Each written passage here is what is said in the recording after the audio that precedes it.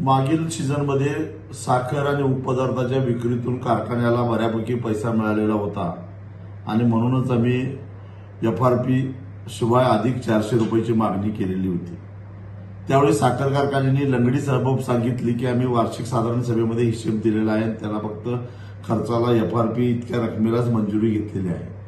पण प्रत्यक्षामध्ये भीमाशंकर, सोमेश्वर, माळेगाव यासारख्या साखर कारखान्यांनी मात्र जनरल मीटिंगमध्ये ठराव करून अतिरिक्त रक्कम देण्याच्या संदर्भामध्ये ठराव घेतलेला होता आणि त्यामुळे त्या कारखान्यांना FRP पेक्षा जास्त पैसे दिल्यानंतर सुद्धा शासनाने काही विचारणा केली नाही किंवा ऊस दर नियंत्रण समितीने सुद्धा त्यांना काही विचारणा केली नाही।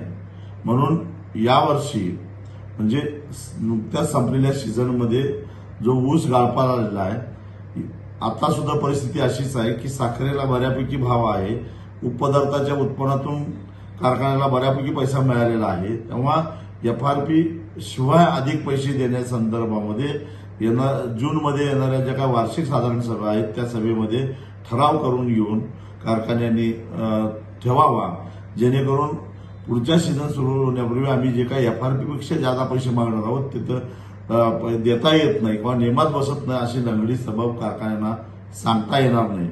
म्हणून साखर आयुक्तांना आत्ताच प्रत्येक कारखान्याला पत्र लिहून तसा आदेश द्यावा आणि वार्षिक साधारण सभेमध्ये तसा विषय ठेवायला सांगावं, अशा प्रकारची मागणी मी साखर आयुक्तांच्याकडे केलेली आहे।